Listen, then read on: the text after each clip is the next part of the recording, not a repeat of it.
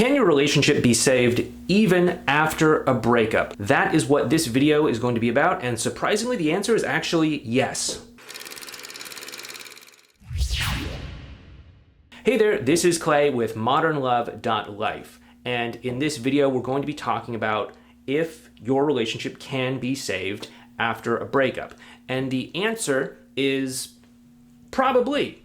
We're going to get into some of the more specifics, including how to actually do this later on in the video, so please stay tuned through the end. The most important thing I want you to take from this is that your relationship probably can be saved. You know, I have been helping people save their relationships and get back together with their partners since 2009. And during this time, I have seen pretty much every imaginable scenario that you could even conceive of. All sorts of different things, including, rebound relationships, long distance relationships, people who have, high profile partners or are high profile themselves, people who are doing all sorts of interesting things, all sorts of these things sort of combined into one unique, intense situation. I have seen the whole gambit. And, at first there were certain situations where I'm hearing someone's what's going on with them, and I'm thinking, I don't know about that. I don't know if they can make that work. But then, a couple weeks or a month or so later, I get some sort of update from them, and it's like, oh, hey, by the way, we're back together. Thanks a lot. Or we're getting married, or we're, moving in together, or something like that. And I am past the point where I can really look at a person's relationship and say, okay, your situation is hopeless. Your situation is not hopeless, because I know that if you just believe in your own relationship, and if you believe that you can make it work, if you believe that you can pull through the challenges, and if you can really dig down deep and know that this relationship is right for you, then you are probably going to find a way to make it work. Whereas if it is, maybe you're not totally on board with this, maybe you're getting a lot of feedback from other people who are discouraging you or something like that, you're obviously much more likely to give up. And obviously, if you give up too early, you're probably not going to get back together with your partner. So I know better than to write people off, to be honest with you. And I know that if you truly want this, you are much more likely to actually be able to save that relationship and get back together with that special person in your life, even after a breakup. So that is the very first thing I want you to know about all of this. The second thing I want you to know is, because it is possible for you to get back together with your partner, we want to stop and we want to say, okay, should you get back together with this partner in the first place? And this is something that people often, gloss over. Many times people are just like, hey, I'm going through this breakup. We were together. Now we're broken up. Now I feel depressed, sad, inconsolable, heartbroken, etc. I just want to not feel that way, so I want to get back together. However, I don't want you to just gloss over this part, because not every relationship should be saved, and not every couple is going to be able to come together and create a great, awesome, amazing relationship. Now, I know that because you watch these videos, you're probably looking for a great heart-centered connection and a great heart-centered relationship where you can actually bond with someone, have a meaningful connection with them, support each other through life. You're not just here to just hang out, just sit on the couch and just veg. I mean, sure, you might do that once in a while, but that's not the main thing that your life is about. What I want you to do is I want you to stop and say, okay, because I want to have this amazing relationship, do I actually believe that me and this other person, this partner of mine, my ex, can we actually come together?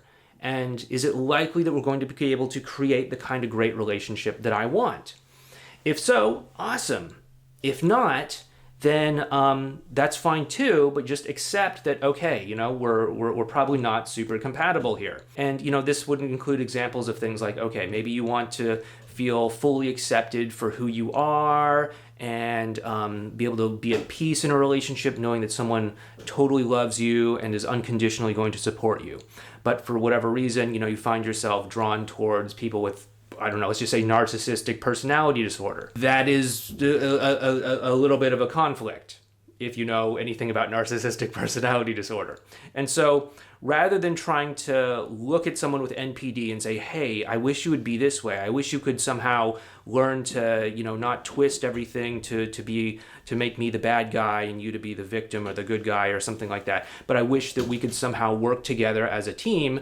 Can that happen? Is it possible? We can't write it off, but is it likely? Probably not, unless they themselves are willing to say, hey, I recognize I have NPD, I have narcissistic personality disorder, I want to get some help, I'm going to do therapy or whatever I need to do to get this thing under control so that I can live a normal life and have healthy relationships.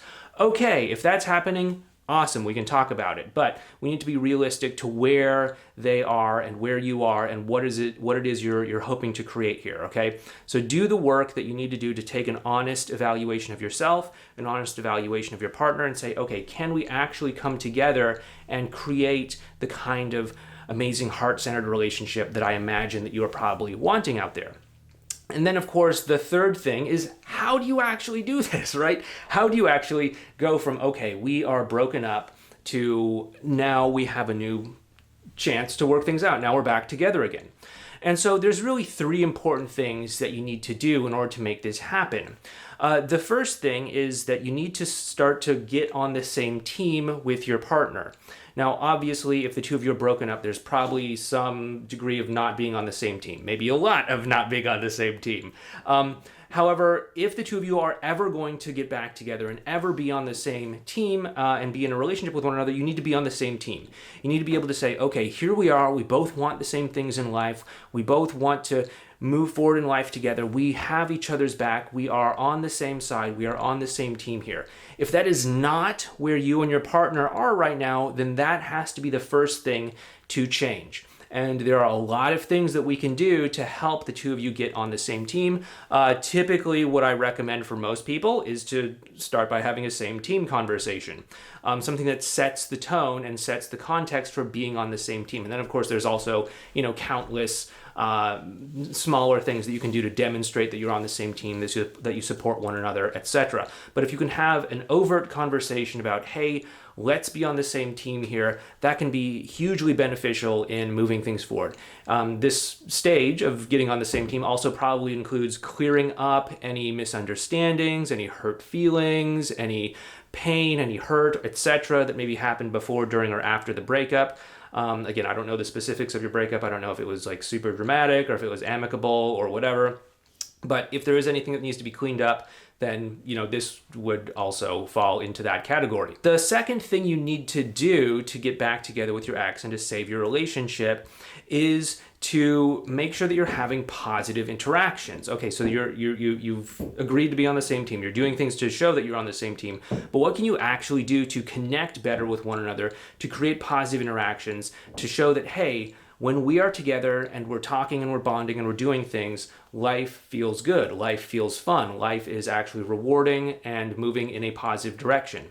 This is where a lot of the advanced relational skills that we talk about on this channel and on our course called the X Solution Program really come into play, is how you are connecting with your ex, with your partner. Of course, there are countless different things that you can do to create a positive experience with one another, and honestly, a lot of it's going to happen once you're on the same team automatically. But you want to make sure that you're doing what you can do to stay present in the moment, stay emotionally accepting of each other, stay curious about one another, have composure in alignment with your own values, enforce boundaries as needed, communicate clearly, etc. And if you can do these sorts of things, then you are much more likely to have a good time with one another, much more likely to have positive interactions, and much more likely to build up that emotional foundation that you need to in order to take things to that next level and to move forward together. And then the last thing that you need to do is to rebuild the trust between the two of you. Now, obviously, if your ex is going from this place where it's like, okay, I don't see a future with one another, we broke up for whatever reason it might be, lack of connection, betrayals, whatever it might be, you're going to have to go through the process of building trust, not just trust in you, but also trust in themselves to make the right choice about what the relationship is going to be. That they have they basically trust themselves to take a chance with this relationship and say, yes, this is something I feel comfortable about doing. I know that we are on the same team. I know that we can connect pretty well, and I can see a clear future between the two of us. Now, trust is obviously something that takes time to develop. They've said it many, many times before, trust is something that can be broken in an instant, but it takes time to build up, and that is absolutely true. But on this journey of learning to trust one another again, and on this journey of learning to trust you again, your ex is going to go through this process of doubting themselves, learning to trust themselves, learning to trust you, learning to, question what caused them to break up in the first place. And because of many of these questions that they're asking themselves and many of these experiences that they're having, they're going to most likely have a lot of emotional ups and downs. They're going to doubt things. They're going to pull back. They're going to get hot and then maybe cold and then maybe hot again with you. They're going to send mixed messages and all of these sorts of things. If you know this is happening, you'll be able to navigate through this trust building phase in much better shape than if you just sort of say, oh my goodness, they're testing me. Oh my goodness, they're manipulating me or something. Most people aren't intentionally doing this. It's just a reflection of their own doubt, their own process of learning to trust themselves, learning to trust you, learning to trust the relationship again. And if you want to learn how to go through all of this trust building stuff, I would strongly recommend you check out this video playlist right here on what's called the 5 stages your ex goes through in getting back together with you. These will help you to understand the emotional journey that your ex is going through. So please check it out right here. Anyway, thanks so much. Take care, and I'll talk to you next time.